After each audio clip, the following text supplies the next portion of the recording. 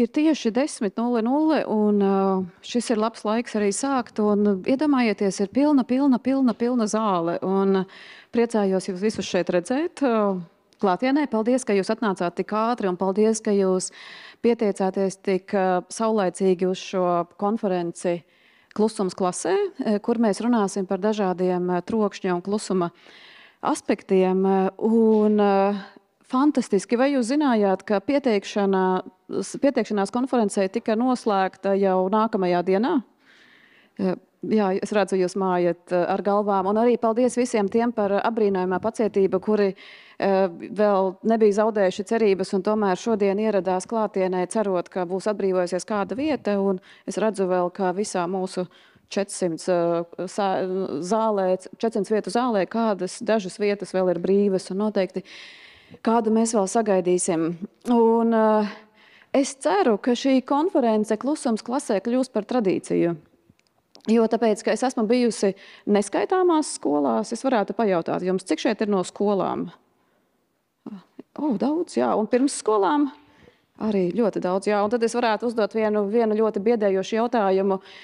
Kurš mani ir redzējis jau stāvam priekšā vai no pedagogu auditorijā vai pirmskolas auditorijā? Ir. Nu, tas ir labi, ka, jā, es skatos kaut kādi 40%. Un, ziniet, kā es tiešām esmu bijusi šo gadu laikā neskaitāmās skolās un neskaitāmās pirmsskolās, un tas jautājums ir viens un tas pats, ko darīt ar uzvedību.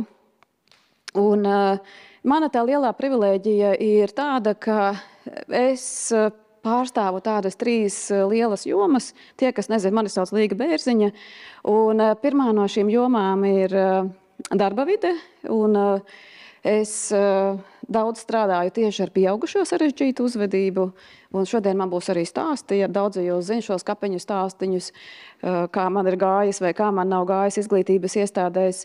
Otrā joma ir šī uzvedība LV, caur ko mēs izstrādājam dažādus instrumentus uzvedības izaicinājumu risināšanai, jo tāpēc, ka arī strādājot ar pieaugušo sarežģītu uzvedību, arī strādājot ar bērnu sarežģītu uzvedību skolā, es esmu daudzas reizes nonākusi un izjutusi to bezspēcību, kuru jūt pedagogs. Tajā brīdī, tad, kad tu stāvi ar kailām rokām pret trakojošu klasi vai pret trauksmēniem bērniem, un tu saproti, ka tev nav nekādu ideju, ko ar to darīt.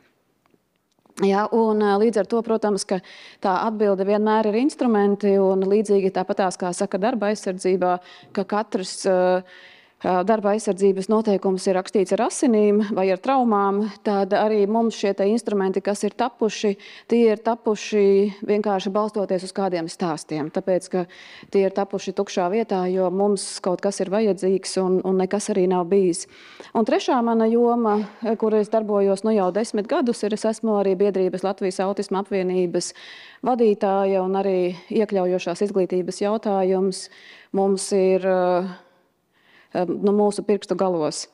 Lūk, tā kā tas ir īsumā par tādu ievadu, un tas, ko mēs mēģinājām darīt un ko mēs arī mēģināsim veidot kā tādu tradīciju, aicināt jūs kopā, jo tāpēc, ka jūs esat pamanījuši, citreiz jūs zvanat uz kādam prasīt padomu, ko lai dara, trokšņaina klase, un klase neprot uzvesties, un viņi saka, tā kā veidojiet pozitīvu klimatu.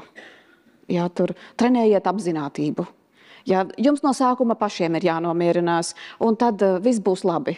Vai domājiet pozitīvas domas.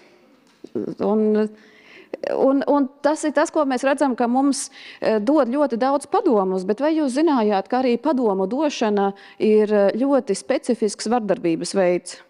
Ja tie ir nepiemēroti padomi nepareizā laikā un nepareizā vietā. Un padomi parasti ir ļoti vēsturiski, jo padomus, ko dod cilvēki, viņi lielākoties ir balstīti uz kaut kādu vēsturisko informāciju ar vienu gadījumu, ko viņiem ir izdevies atrisināt, un viņi ģeneralizē.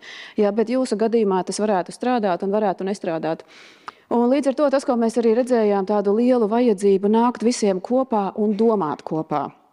Un šis būs pirmais pasākums, mēs jau izdarījām pirmos secinājumus, ko darīt savādāk, bet mums daudz laika, mums ir bezgalīgi daudz laika, mums ir viss pasaules laiks to darīt. Un tad pāris vēl organizatoriskās lietas. Es citreiz saku, ka es dzirdu balsis galvā, un tas, ko parasti tas lielākais jautājums, ko man uzdod, ir, kad būs apliecinājumi? Redzat, es jau zināju. Apliecinājumi būs pēc konferences. Jūs viņus uzreiz saņemsiet uz vietas. Un cilvēki, kas klausās tiešsaistē, diemžēl, tiem, kas klausās tiešsaistē, apliecinājumi nebūs. Es zinu, ka mēs saņemsim kādus 80 e-pastus jau šodien, kur ir apliecinājumi, jo es visu dienu sēdēju tiešsaistē. Tiešsaistē apliecinājumi nebūs. Un tā ir vesela konference kāpēc, bet nebūs. Un ejot ārā, jums būs dāvana. Jums būs tenisa bumbiņas no mūsu brīnišķīgā klienta Ekofona Sengobena, ar ko mēs arī, paldies Jāni, paldies jums par Ekofonam par iespēju šai konferencei tapt. Un jums būs īpaša dāvana, un tad konferences laikā es arī izstāstīšu, ko ar to tenisa bumbiņu var darīt un tam līdzīgi.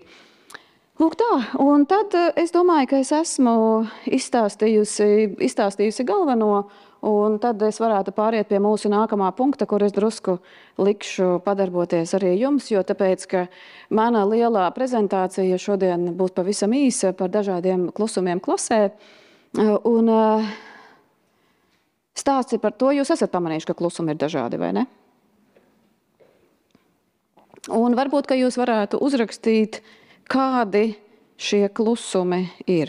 Tūlītās es palaidīšu prezentāciju. Lūk.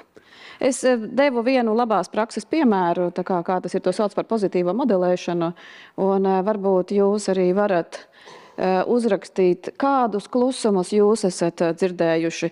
Nu, atkal iedodot vienu piemēru, ko arī vecāki zina. Jūs zinat, ka tajā brīdī, tad, kad plēšas brālis ar māsu, viss ir labi, vecāki nereaģē.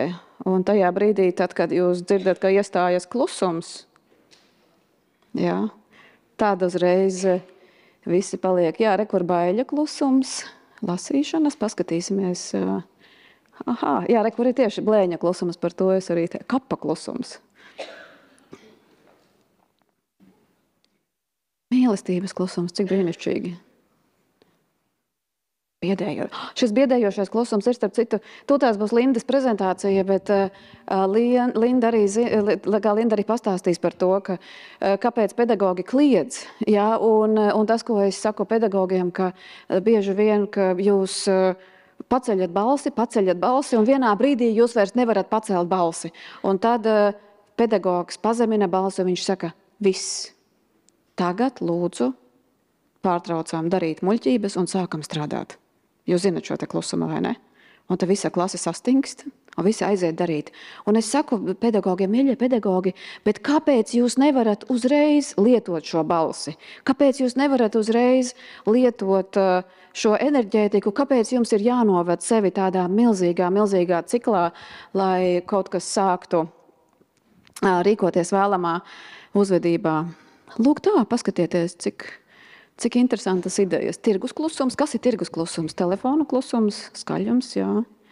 Spriedze, darba klusums, jā. Un es esmu redzējusi un es esmu bijusi skolās, kurās starpbrīžos ir klusums. Iedomājieties?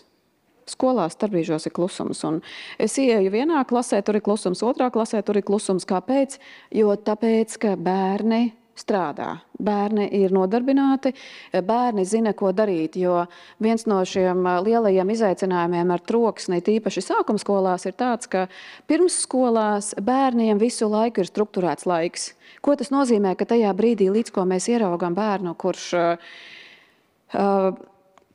neprot uzvesties, kurš sāk bakstīt kādu citu, visi uzreiz pasaka, hei, aizēj, klausies, paliec puzli, aizēj pazīmē, dari kaut ko. Ja, un ko mēs redzam sākumskolā, ka šie te bērni, kuri visu laiku ir strukturēti, kuri nav mācījušies sevi nodarbināt, viņi nonāk skolā un starpbrīdī aiziet pa gaisu visi. Ja, un tad pedagogi saka, mēs neesam nekāds bērnu dārzs, mums viņiem nav jāstāv blakus. Jā. Un ko jūs gribat, lai mēs katru starpbrīdi viņus pieskatām? Nē, nepieskatiet viņus katru starpbrīdi. Vienkārši iedodiet viņiem tādus uzdevumus, tādus darbiņus, lai iestātos šis radošais klusums, lai iestātos šis galda spēļu klusums, lai iestātos šis radīšanas klusums. Aizdomīgs klusums, jā, par to mēs arī runājām. Un arī vardarbīgas, un jā, baiļu, tas ir tajā brīdī, tad, kad ir baila. Vientulības, uzmanības pievēršanas, klusums, miera. Ļoti labi. Tā kā jūs jūtaties noskaņojušies darbam, ja?